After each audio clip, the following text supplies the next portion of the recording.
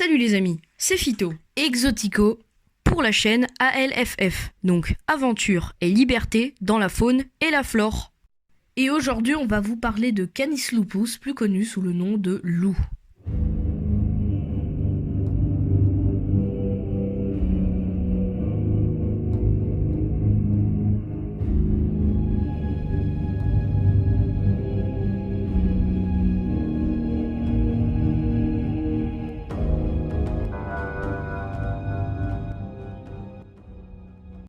Les loups adultes mesurent en moyenne de 105 à 160 cm de longueur et de 68 à 85 cm de hauteur au garrot. Le mâle est plus grand que la femelle. La queue mesure 29 à 50 cm de long. Les oreilles ont une hauteur de 90 à 110 mm et les pattes postérieures de 220 à 250 mm. La masse corporelle moyenne du loup gris actuel est de 20 à 70 kg pour le mâle et de 16 à 50 kg pour la femelle, le plus petit spécimen ayant été pesé à 12 kg et le plus grand à 80 kg. Le loup gris est connu pour sa morsure puissante, sa nage plutôt aisée, dont celle du chien, et son endurance en course. La morsure du loup gris peut atteindre une pression de 150 kg par cm², contre 60 à 65 kg par cm² chez un labrador. Le bite force quotient du loup gris est de 136. C'est l'un des plus élevés parmi les carnivores actuels. Les mâchoires du loup gris peuvent exercer une pression d'écrasement d'environ 10 340 kPa, contre seulement 5 200 kPa pour un berger allemand. Cette force est suffisante pour briser la plupart des os. Le loup gris est un excellent coureur parmi les prédateurs terrestres. Sa vitesse de pointe est d'environ 40 à 50 km/h et il peut parcourir 60 km en moyenne en une nuit. C'est le carnivore terrestre le plus endurant à la course avec son cousin africain, le lycaon. Le loup gris porte habituellement sa tête au même niveau que le dos, la soulevant seulement lorsqu'il est en alerte. Il voyage habituellement à un rythme lopin, c'est-à-dire une course bondissante, plaçant ses pattes les unes devant les autres. Cette démarche peut être maintenue pendant des heures à une vitesse de 8 à 9 km/h et permet au loup de parcourir de très grandes distances. Sur les chemins dénudés, un loup peut atteindre rapidement des vitesses de 50 à 60 km/h. Le loup gris peut sauter de 5 mètres de longueur en une seule fois et peut poursuivre rapidement pendant au moins 20 minutes. L'odorat est puissant et permet de détecter un animal à 270 mètres contre le vent. L'angle de vision atteint 250 degrés contre 180 chez l'homme. La nuit, les yeux du loup paraissent phosphorescents car ils sont tapissés d'une couche de cellules, le tapetum lucidum, qui lui permettent d'augmenter leur sensibilité à la lumière. L'audition du loup lui permet d'entendre des sons jusqu'à 40 kHz, 20 kHz chez l'homme. Il perçoit notamment d'autres loups hurler jusqu'à une distance de 6,4 à 9,6 km. Le loup gris a une fourrure hivernale très dense et duveteuse. La plupart des sous-poils et une partie des poils de garde sont perdus au printemps et repoussent à l'automne.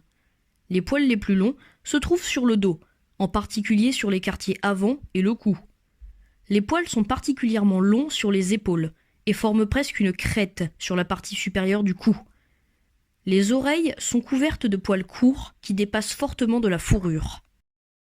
La fourrure d'hiver est très résistante au froid. Les loups des climats nordiques peuvent se reposer confortablement dans des espaces ouverts à moins 40 degrés en plaçant leur museau entre les pattes arrière et en se recouvrant le visage de leur queue. Dans les climats chauds, la robe est plus grossière et plus rare que chez les loups du nord. Les louves ont tendance à avoir des membres aux poils plus lisses que les mâles et développent en général une fourrure plus lisse au fur et à mesure qu'elles vieillissent. À la fin du printemps, la mue laisse apparaître la fourrure d'été qui s'épaissira tout le long de l'année pour devenir le manteau d'hiver. La longueur des poils au milieu du dos est de 60 à 70 mm et la longueur des poils de garde sur les épaules ne dépasse généralement pas 90 mm, mais elle peut aussi atteindre 110 à 130 mm dans certains cas. La couleur du pelage varie du blanc presque pur à diverses nuances de blond, de crème et d'ocre jusqu'aux variétés de gris, de brun et de noir. La tête du loup gris est large et lourde, avec un front large, des mâchoires fortes et un long museau arrondi.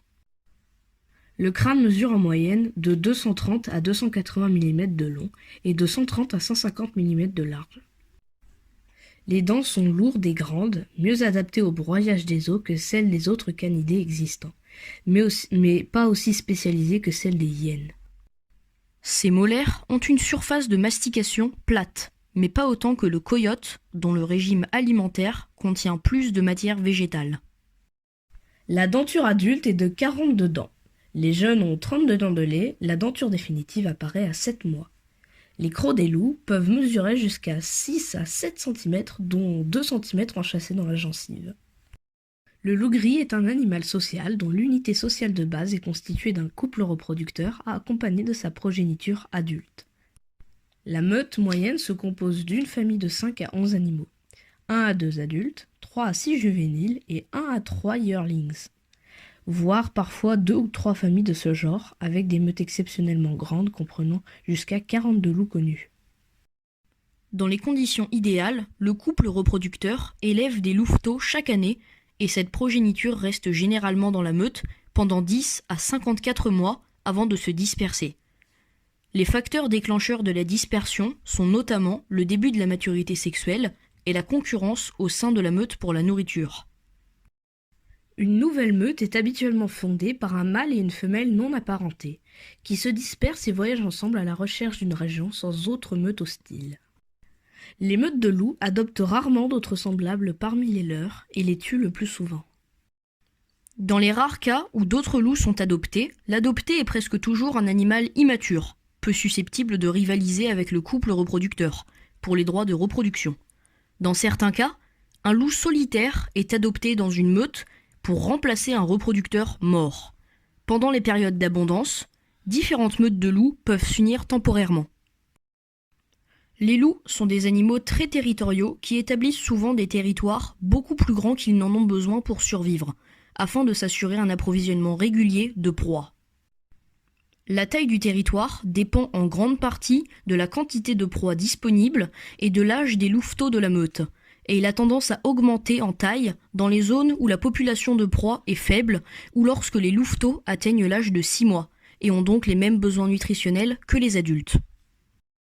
Les meutes de loups se déplacent constamment à la recherche de proies et couvrent environ 9% de leur territoire par jour. Le cœur de leur territoire, là où ils passent la moitié de leur temps, est en moyenne de 35 km². Les meutes de loups sont habituellement bien établies et ne quittent en général leur aire de répartition habituelle que lors de graves pénuries alimentaires. Les loups défendent leur territoire contre d'autres meutes par une combinaison de marques odorantes, d'attaques directes et de hurlements. Les marques odorantes sont généralement laissées tous les 240 mètres sur l'ensemble du territoire, sur des passages et des carrefours réguliers. Ces marqueurs peuvent durer 2 à 3 semaines et sont habituellement placés près des rochers, des blocs, d'arbres ou de squelettes de gros animaux. Les luttes territoriales sont l'une des principales causes de mortalité des loups. Une étude concluant que 14 à 65% des décès de loups au Minnesota étaient dus à la prédation d'autres loups. La communication par la posture chez le loup consiste en une variété d'expressions faciales, de position de la queue et de la piloérection. Les loups agressifs ou qui s'affirment se caractérisent par des mouvements lents et délibérés, une posture corporelle élevée et des poils du dos hérissés, tandis que les loups soumis portent leur corps vers le bas, lissent leur fourrure et baissent les oreilles et la queue. Le loup utilise en premier lieu le hurlement comme un appel social. En fait, l'animal indique sa position aux autres membres de la meute de façon à obtenir leur position en retour. C'est donc un appel stratégique qui rappelle la hiérarchie stricte respectée de la meute. Le loup gris est le plus souvent monogame, avec des couples appariés qui restent généralement ensemble pour la vie. À la mort d'un des partenaires, le ou la restante reforme rapidement un couple. Comme les mâles sont souvent plus nombreux dans n'importe quelle population de loups, les femelles non appariées sont rares. L'âge de la première reproduction chez le loup gris dépend en grande partie des facteurs environnementaux, quand la nourriture est abondante ou quand les effectifs de l'espèce sont fortement encadrés. Les loups peuvent devenir matures et élever des petits à un plus jeune âge afin de mieux exploiter les ressources abondantes. Les louves sont capables de produire des petits chaque année. une portée par an étant la moyenne. Les jeunes louves ont des premières portées plus petites, de 1 à 3 petits, avant de voir leur fertilité augmenter. Une portée moyenne est composée de 5 à 6 petits, même si des portées exceptionnellement grandes de 14 à 17 petits se produisent parfois. À l'état sauvage, la durée de vie typique du loup gris se situe entre 5 à 6 ans, mais est allée jusqu'à 13 ans pour une louve. Les causes habituelles de la mort sont la vieillesse ou des blessures causées soit pendant la chasse, soit par un autre loup. Il peut vivre jusqu'à 15 ans en captivité et un individu mâle a réussi à atteindre l'âge de 20 ans. Le loup gris peut être présent dans les déserts, les prairies, les forêts et les toundras. L'utilisation de l'habitat par le loup gris est très liée à l'abondance de proies, aux conditions météorologiques, à l'absence ou à la faible densité du bétail, aux densités de routes et à la présence humaine. Lorsqu'elles construisent des tanières, les femelles se servent d'abris naturels tels que des fissures dans les rochers, des falaises surplombant les berges et des trous recouverts de végétation. Parfois, la tanière est le terrier approprié d'animaux plus petits comme les renards, les blaireaux ou les marmottes. Un repère approprié est souvent élargi et en partie refait. En de rares occasions, les louves creusent leur propre terrier, habituellement petit et court, avec 1 à 3 ouvertures. La tanière est habituellement construite à une distance maximale de 500 mètres d'un point d'eau. Des aires de repos, des aires de jeu pour les louveteaux et des restes de nourriture sont couramment trouvés autour de tanières de loups. En Europe, le loup se nourrit d'herbivores tels que les mouflons, chevreuils, cerfs et lafs, daims, chamois, bisons d'Europe ou encore sangliers. Sur ce continent, où les loups existent, les brouteurs constituent la base de leur alimentation. Pour chasser, ils poursuivent leur proie sur plusieurs kilomètres jusqu'à l'épuisement de celle-ci. Les loups ont un régime alimentaire carnivore, mais sont aussi friands de raisins qui leur apportent du sucre et des vitamines. Lorsque les proies sont rares, ils peuvent aussi manger des insectes ou des champignons. Capables d'avaler plus de 4,5 kg de viande d'un coup, les loups peuvent rester plus d'1 semaine sans se nourrir. Le loup peut attaquer des troupeaux de moutons.